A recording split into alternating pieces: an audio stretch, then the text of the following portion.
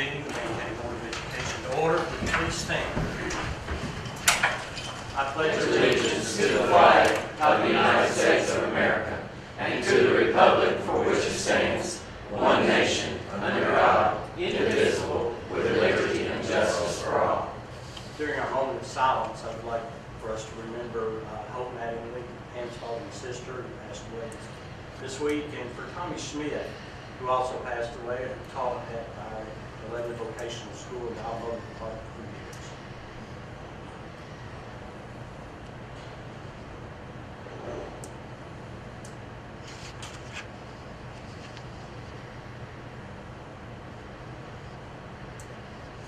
Thank you.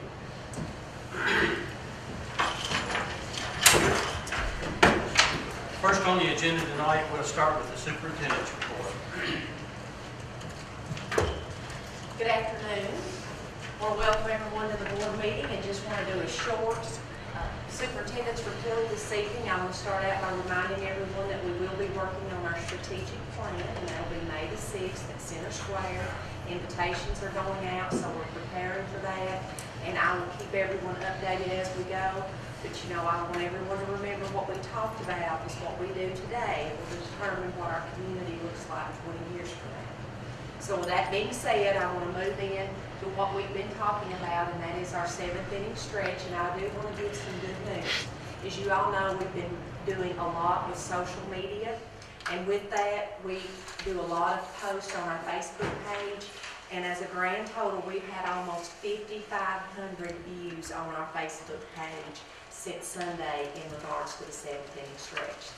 So that is, I'm really, really pleased at the positive feedback that we are getting from that as we go into the 7th inning stretch. As you can see, we have our banner out front as you walk in, and we kicked this off 2 Thursdays ago at our leadership meeting. And as you can see, all of the principals are in the dugout, and they all have their own huge baseball card, and I would like for the board members to look in their packet. We have a baseball card with your picture in there. So we kicked this off because as we're going into the 7th inning stretch and heading into that 9th inning, and as Bernard says, we're heading into the playoffs, correct? And who's going to be in the World Series? It's an opportunity for us to promote these less than 40 days of school in a positive way and to set goals. So we all started out with this, and as you can see, we have a very large baseball card over to my left. And what we did, if you want to scroll on down, what we did is we gave every child an opportunity to have their very own baseball card across the community and in each school. And what we did with that is when you hand a baseball card to a child, the very first thing they do after they look to see what card they received and whose team they're on, the very next thing you do is you look on the back for the statistics. So what we did is we used that as an opportunity for parents and for teachers especially to say to their child, what's your statistics going to be? And then as adults, we did the same thing when we handed the baseball cards out, and I've handed some out to the audience today, is to ask, what's your statistics going to be?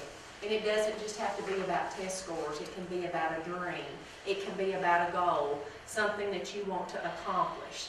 So that little card is with all the kids, and you can see several pictures of those as we go through. And then obviously you can see the shirt, and that's just the mock-up. That's not one of us. Then, of course, Take Me Out to the Ball Game. This was the beginning of the song that Miss Royce put in her email. And if any of you all had an opportunity to view the video, you actually saw a live showing of Take Me Out to the ball game with all the people in the central office. And as you can see, there's a lot of pictures just all throughout this video of all the different pictures of how each school actually promoted this. You'll see teachers in baseball caps, you'll see students with baseball cards, a YouTube video, just lots of positive ways to start back after an abbreviated spring break. As you can see, we actually had one staff member actually dressed up as a baseball player. So we had on his baseball uniform. I see this man just anticipating her picture. And as you can see, one of the things that we did that actually led directly into this, as you you all remember, as we've talked all throughout the years, Maxwell's 21 laws of leadership, and we talked about the law of momentum. And when you talked about the law of momentum, ironically, one of the things that was talked about was Babe Ruth. And this was actually an excerpt that Mr. Farmer did during our leadership meeting, and it was hung up in the hallway at Glasscock with the baseball cards as the teachers were promoting them. Yes, Mr. And I don't want to steal any thunder from everything you're saying, but there's something that went right along with what you're saying and your mission up there. And Magic Johnson took two little boys that were like probably 9 or 10 years old up there on the stage with him, you know, and he told those kids, he said, if you can't dream it, then you can't be it. So I thought that was just amazing, you know, with the mission that you have up there, you know, that we should throw that out there. Right. And it's exciting when you can see those kinds of things and you look for those opportunities that go along so that you can promote that to the kids. I know that Mr. Cecil sent me a quote that he said, just because you're born poor doesn't mean you have poor dreams. And so as we talk this year and for years to come, obviously what we want to do is give the kids the skills and abilities they need so that their dream will come true. So that's a good interruption, Mr. Miles. So as we go through, another comment was with only 40 days of school left, we're heading into the 7th inning stretch, and we're ready to hit a grand slam to proficiency. Obviously, just a cute little baseball cartoon. All the principals had their own little take on it. As you drove throughout the county, you saw a number of different marquees out front with their own message. The baseball shirts were a big hit. You know, when we walked in, it was obvious that everybody knew our logo was on the front, and on the back we were going into 7th inning stretch. Miss Mann here is hitting it out of the park, as you can see. She's looking up. She has her bat. So it was red. She has on her baseball pants and her baseball socks. So it was a really cute thing. As you go on down, you can see that a number of her staff really got involved as well. And obviously, you know, the students like to see when the adults get excited about learning. When you're engaged, they're engaged.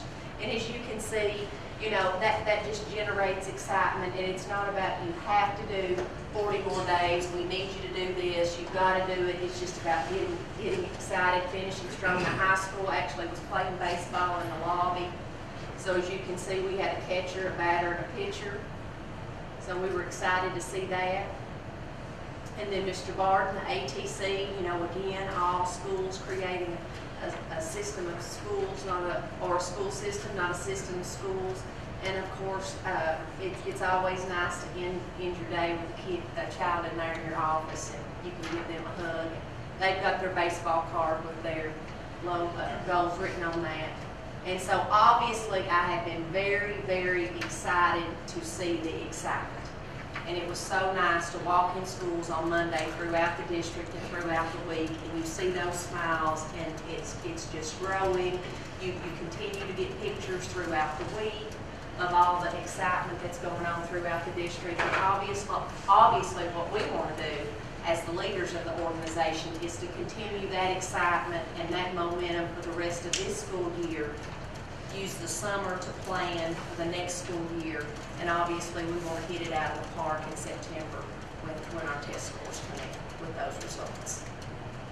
So it's an abbreviated superintendent's report, but I felt like this was this is a demonstration of all the things we've talked about this year with dream, believe, and achieve. So, any questions?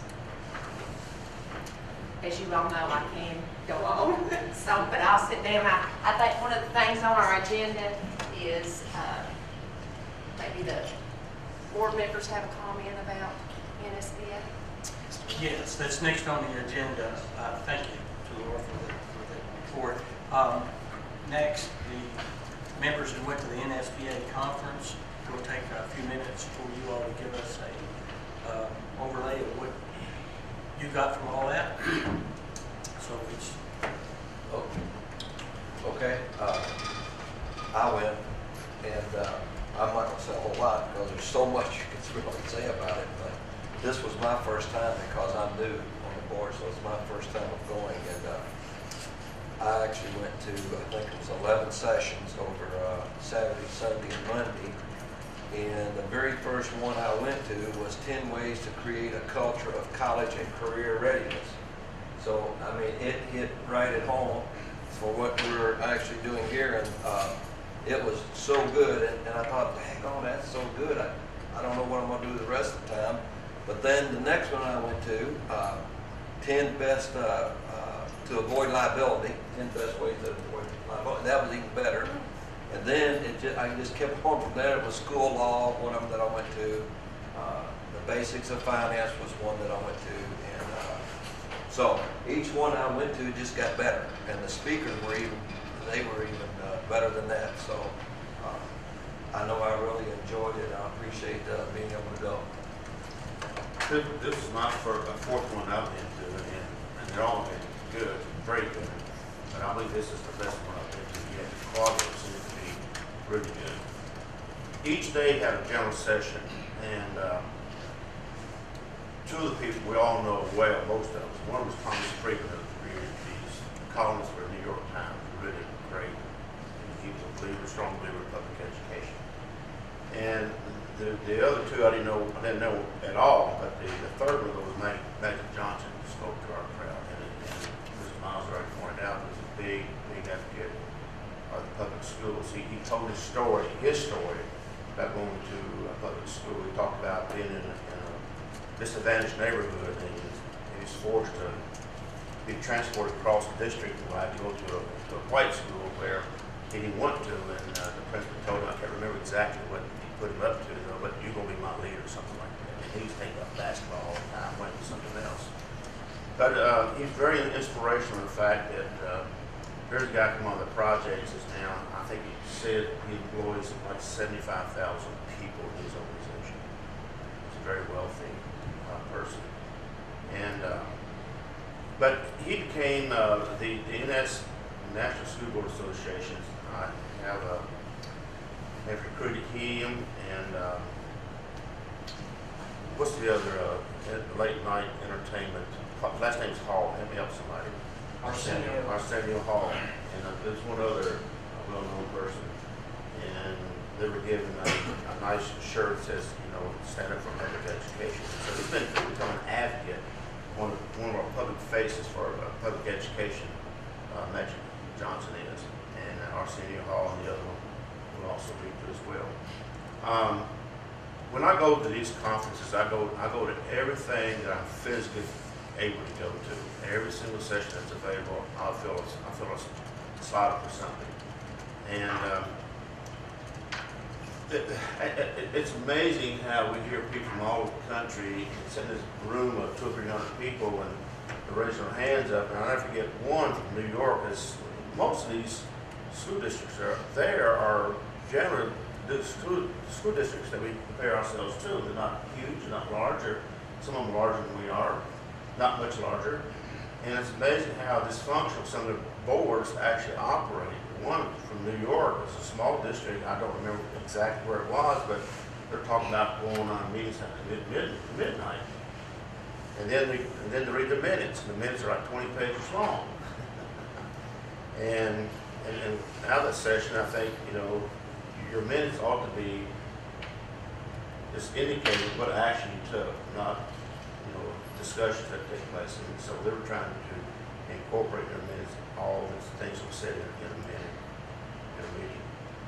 But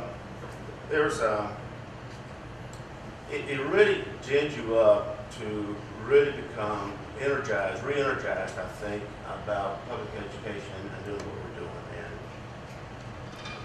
we're getting ready to, as Mr. Lostergaard spoke up several times, do a strategic plan that's going to lay out in front of us 3 years, 5 years, 10 years, 15, 20 years from now, what we're asking our community to help us decide what kind of school district do you want to have. And one of the sessions I went to dwelled on that. And that and another thing we went to we really enjoyed, which it turned out sometimes we went to a session by ourselves, sometimes we teamed up with one of our board members, and the next session was another board member. But one of the things we went to, Butch and I did, is that about how to conduct meetings, and we do a really pretty good job, actually, on how we conduct our meetings. It's amazing across the country how it seems to me that dysfunction. For example, in some states, you know, by state statute here, we're going to have 5 board members in our district, and the only exception is Jefferson County. They have 7, I believe. But some of these boards have like 7 and 9 and 11 board members, and I don't see how in the world they get anything done at all. In fact, they don't a lot of times. It comes to them. So we have a lot of good things here that's going on here in Marion County, and I appreciate everything that our superintendent Schlosser has done to energize and put together a theme that I think most people are buying into. Well, I guess I'll touch on, I heard more about individual student plans. Are we testing too much? Are we letting kids be creative enough? And of course, you know, one of them that Magic Johnson used was Bart Connor, you know, who was a gymnast, but said, you know, his mother seen at the age of 2, you know, he was already walking on his hands, you know. And of course, Friedman also wrote about Bart Connor.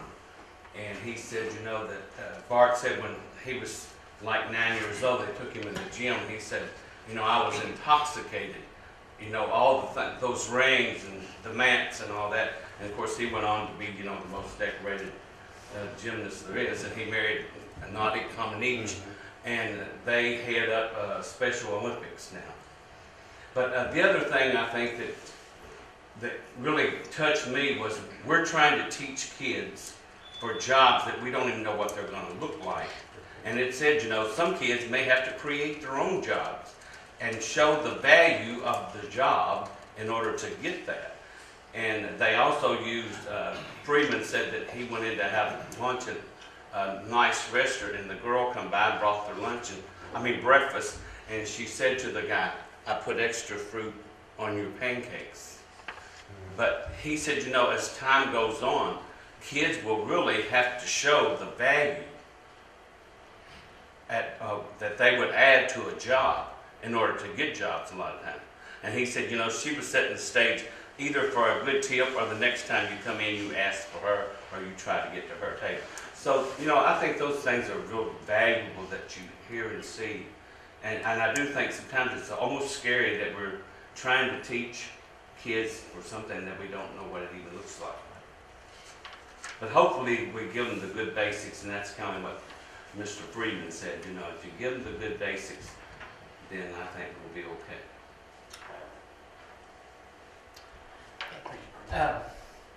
I think it's been about 2 years since I have been to the NSBA, and it's something that I have missed. I don't know, you always come away energized, and I have to say to this board, we're a group that we do go to the sessions, and we get everything out of it that we possibly can.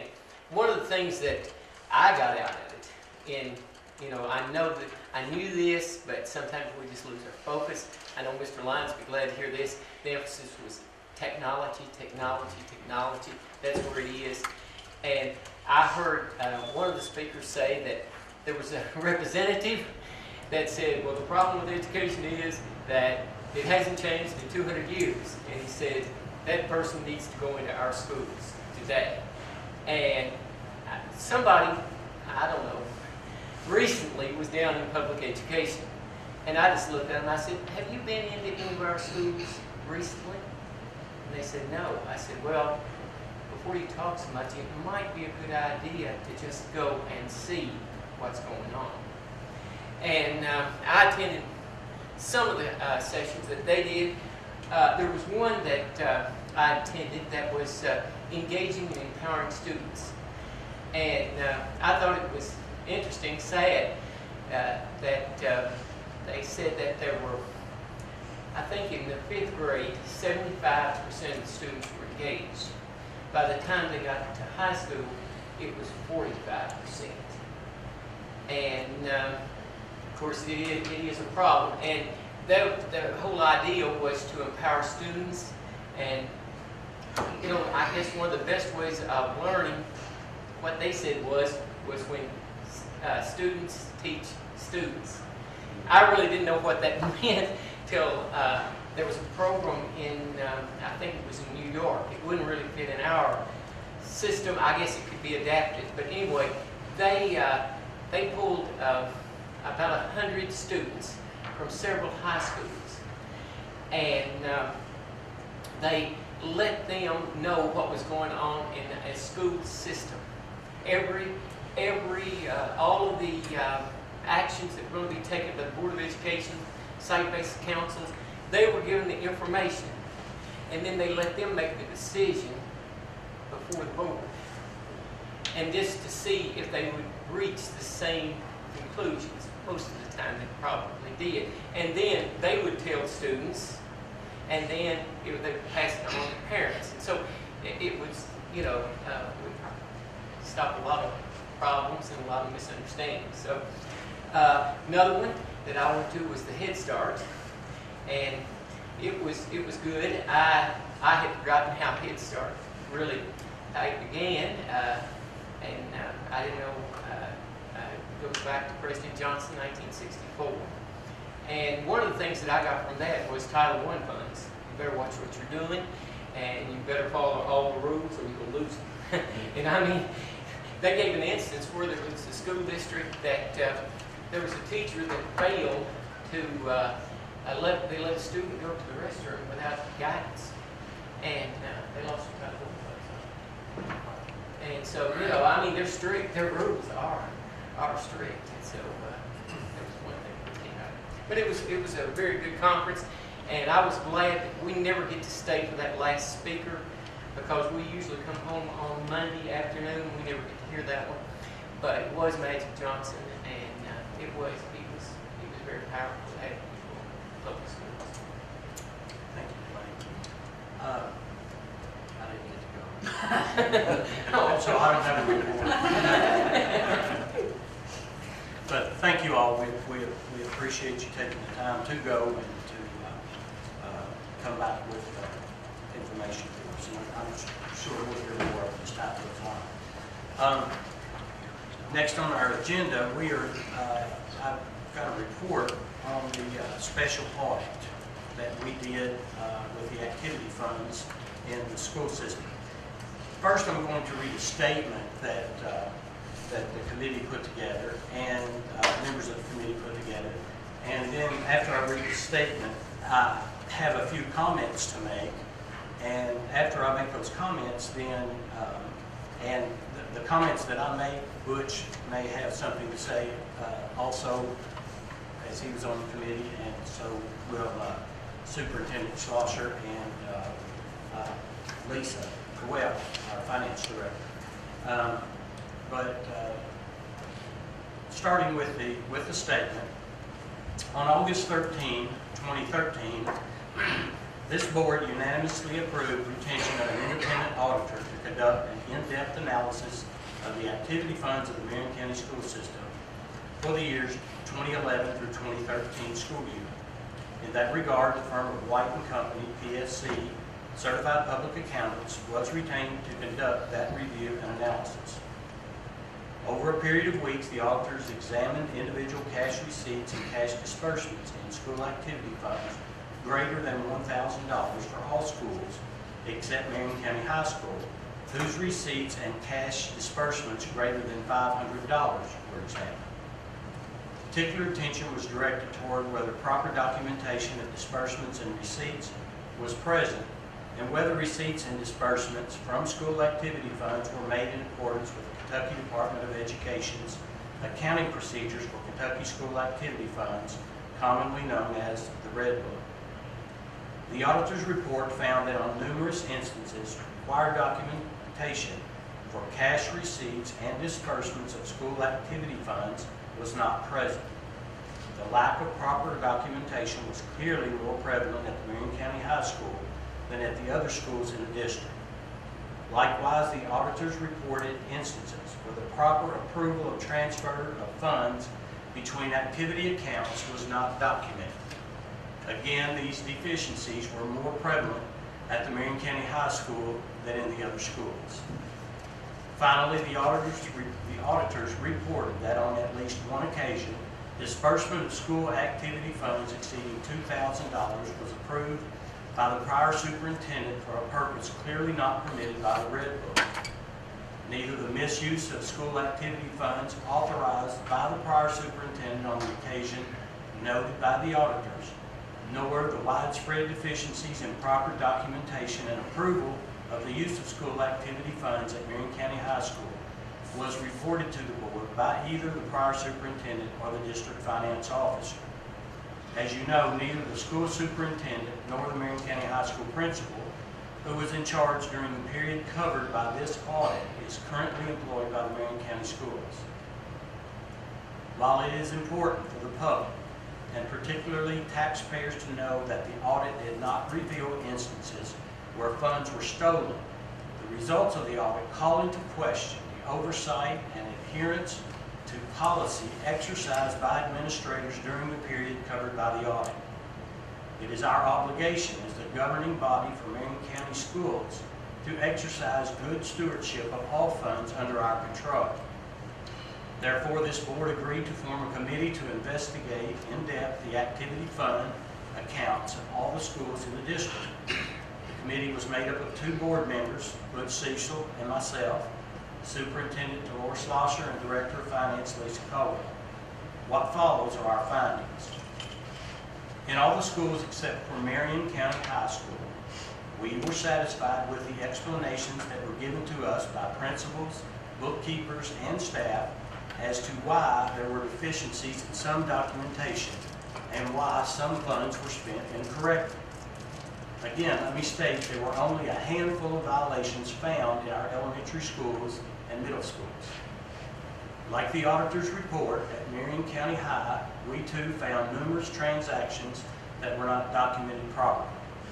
And while there are many sub-funds within the activity fund, some that have very little activity and some that have a great deal of activity, the one that caught our attention more than any other was the coaches fund.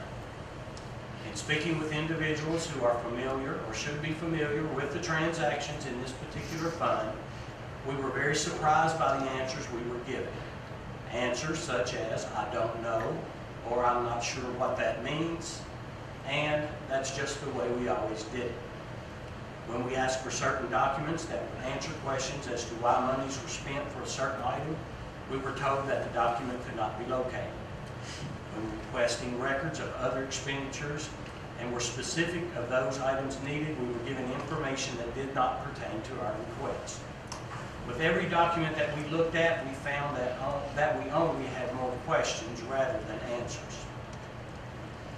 So rather than beating this dead horse over and over, we have concluded that we will not find all the answers to all the questions that we have concerning the activity fund, and particularly the coaches fund. And in light of the numerous changes in leadership that we have experienced in the past few years, we believe it necessary to implement the following recommendations so that the Marion County School District can move forward with integrity and stability.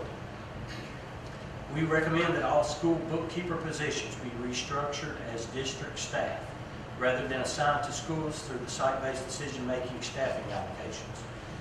This will permit the district to have more oversight in hiring and replacing personnel in these important positions, and at the same time provide additional support for school principals who serve as the bookkeepers' immediate supervisors. That annual Red Book training be required for all bookkeepers and school principals. That additional emphasis should be placed on the importance of the district finance officer's role in exercising oversight on school activity funds. That school activity fund accounts should no longer include a coaches fund, because funds traditionally generated for deposit in that fund are not fees collected or from fundraisers held for student participation in school activities. For continuance of the committee appointed by the board to monitor transactions involving school activity funds and conduct periodic audits of activity funds, particularly at the high school level. We request the board attorney to develop a policy for consideration by this board related to funds which traditionally have been deposited in the coaches fund. These funds are typically received from outside sources by coaches and athletic staff for their work in relation to athletic events while employed by the district.